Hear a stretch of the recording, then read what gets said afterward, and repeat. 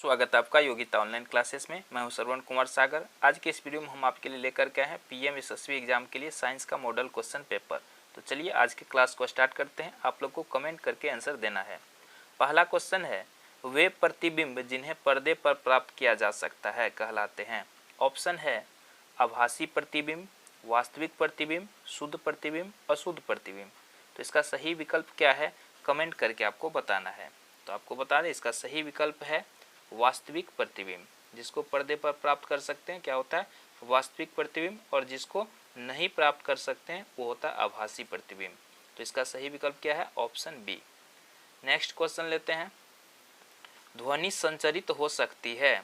Option है केवल वायु या गैसों में, केवल ठोसों में, केवल द्रवों में, ठोस, द्रव तथा गैस में। तो यहाँ पे सही विकल्प क्या है, तो यहाँ पर आपको बता दें सही विकल्प है ठोस, द्रव तथा गैसों में। तीनों माध्यम में ध्वनि क्या हो सकती है संचरित हो सकती है, लेकिन निर्वात में ध्वनि संचरित नहीं हो सकती है। अगला प्रश्न है, सर्पी घर्षण स्थैतिक घर्षण से ऑप्शन ए अधिक होता है, ऑप्शन बी बराबर होता है, ऑप्शन सी कम होता है, उपरोक्त में से कोई नहीं। तो यहाँ पर सही विकल्प क्या हो जाएगा कम होता है। सर्पी घर्षण क्या होता है स्थैतिक घर्षण से कम होता है।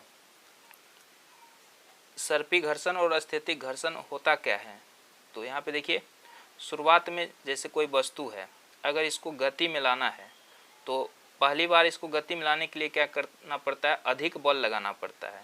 तो इस स्थिति को क्या बोलते हैं हम लोग स्थैतिक घर्षण बोलते हैं। और जब ये वस्तु गति में आ जाती है तो इसको गति बनाए रखने के लिए अपेक्षाकृत पहले वाले की स्थिति में से कम बल लगाना पड़ता है, तो उसको बोलते हैं सर्पी घर्षण। ठीक है, तो यहाँ पे आप समझ सकते हैं जैसे कि आप साइकिल चलाते हैं, तो साइकिल चलाने में क्या होता है पहली बार जब आप साइकिल को गति में लाते हैं तो कुछ अधिक ही बल लगाना पड़ता है, लेकिन जब साइकिल गति में रहता है तो उसके बाद क्या करना पड़ता है उसमें कम बल लगाना पड़ता है।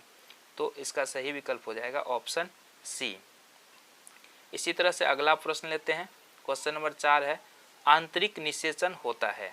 ऑप्शन ए है नर शरीर के अंदर में, ऑप्शन बी है मादा शरीर के अंदर में, ऑप्शन सी है नर शरीर के बाहर, ऑप्शन डी है मादा शरीर के बाहर।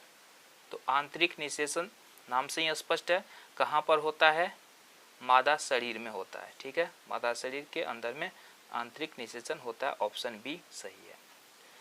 क्वेश्चन नंबर 5 है, रेड डाटा पुस्तक में सभी जंतुओं का रिकॉर्ड रखा जाता है। ऑप्शन ए, ऑप्शन बी है सभी पादपों का रिकॉर्ड रखा जाता है, नंबर सी है सभी संकटा उत्पन्न स्पीसीज का रिकॉर्ड रखा जाता है, नंबर डी है सभी तत्वों का रिकॉर्ड रखा जाता है। तो इसका सही विकल्प क्या हो जाएगा, सही विकल्प है ऑप्शन सी, सभी संकटा उत्पन्न स्पीसीज यानी प्राणी का रिकॉर्ड रेड डाटा बुक में रखा जाता है। ऑप्शन 5 क्वेश्चन नंबर 5 का आंसर सी है, सही ऑप्शन है ऑप्शन सी। चलिए ठीक है, नेक्स्ट क्वेश्चन लेते हैं। देखिए क्वेश्चन नंबर 6 है, दहन के लिए वायु में आवश्यक है oxygen, nitrogen, chlorine, carbon dioxide.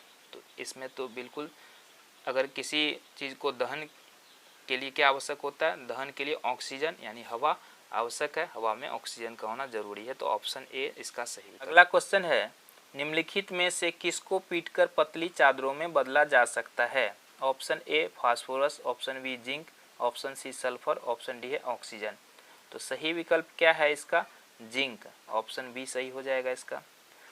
Urea उर्वरक है नाइट्रोजनी, स्फुरी, पोटेशिक, संयुक्त।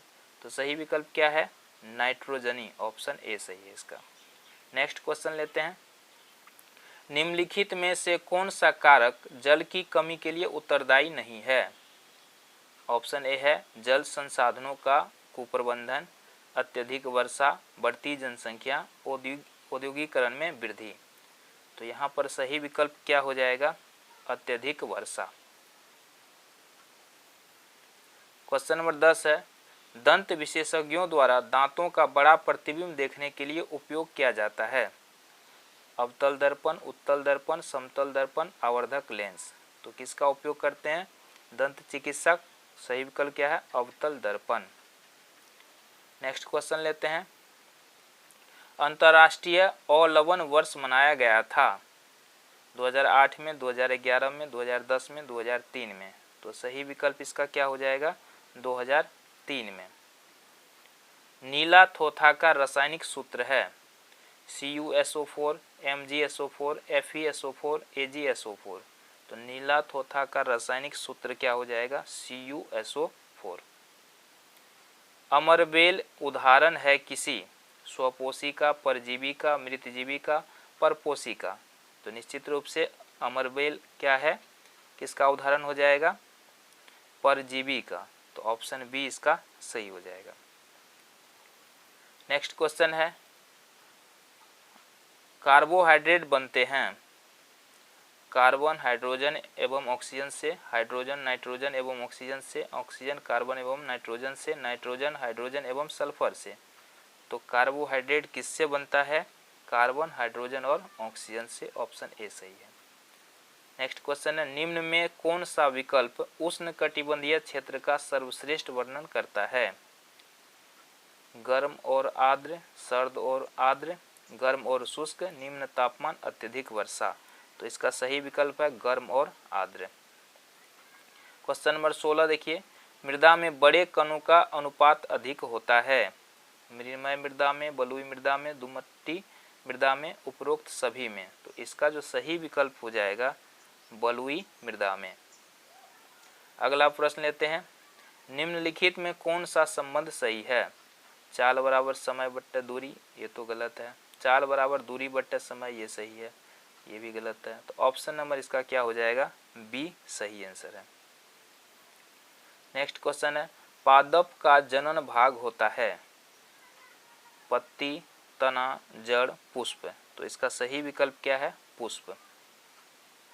नेक्स्ट क्वेश्चन है, जल और पोषक तत्वों के परिवहन के लिए पादपों में जो संवहन उत्तक होता है उसे कहते हैं? Xylem, phloem, cambium, parenchyma. तो इसका सही विकल्प क्या हो जाएगा? जाइलम बोलते हैं इसको। ऑप्शन ए सही है। रक्त परिसंचरण की खोज की थी, किसने किया था रक्त परिसंचरण की खोज? तो इसका सही आंसर है विलियम हार्वे ने। झंझा का नेत्र किसे कहते हैं? चक्रवात का केंद्र, सघन वर्षा, सघन बादल, उपरोक्त में से कोई नहीं। क्या हो जाएगा? झंझा का केंद्र किसको बोला जाता है? चक्रवात के केंद्र को बोला जाता है। क्वेश्चन नंबर 22 है, खाने के सोडे के रूप में उपयोग में लाया जाता है? क्या हो जाएगा? MgSO4 को। लाइकेनों से निष्कर्षित किया जाता है? सही विकल्प इसका क्या हो जाएगा? सूचक। निम्न में से किसमें ऊन प्राप्त नहीं होती है? घने बालों वाला कुत्ता हो जाएगा इसका आंसर। Option D. पीत रस संग्रहित होता है? क्या हो जाएगा? पित्ताशय से। ऑप्शन सी इसका सही है। नेक्स्ट क्वेश्चन है, सूखे पौधों की डंडियों से अनकन अथवा अनाज को पृथक करने के प्रक्रम को क्या बोला जाता है? इसको थ्रेसिंग बोला जाता है। परागकणों का वर्तिकाग्र पर स्थानांतरण क्या कहलाता है? परागन कहलाता है। निम्नलिखित में कौन सा वक्तव्य सही नहीं है? तो यहाँ पर सही विकल्प क्या है इसका? वन में पादप और जंतु एक दूसरे पर निर्भर नहीं होते, ये इसका क्या है? सही विकल्प है। चलिए नेक्स्ट क्वेश्चन है, बेरी बेरी नामक रोग होता है निम्न में से किसकी कमी से? तो यहाँ पर किसके कमी से होता है? विटामिन बी के कमी से होता है। तो ऑप्शन बी सही है। इस प्रकार की जड़ में, जड़ तंत्र में सभी जड़ें एक जैसी दिखाई देती है, इन्हें कहते हैं? तो इसको क्या बोला जाता है? झकड़ा जड़ बोला जाता है। गर्दन तथा सिर को जोड़ने वाली संधि है? तो इसका है धुराग्र संधि। यह एक रासायनिक परिवर्तन है। रासायनिक परिवर्तन, इसमें क्या है? जंग लगना एक रासायनिक परिवर्तन है। दहन एक क्रिया है। क्या हो जाएगा इसका सही आंसर? ऑक्सीकरण, क्योंकि इसमें ऑक्सीजन जरूरी है। उच्छ्वसन के समय पसलियां क्या होता है? नीचे की ओर गति करती है। और अगला प्रश्न है, लोहे पर जिंक की परत चढ़ाने का प्रक्रम कहलाता है? तो इसको क्या बोला जाता है?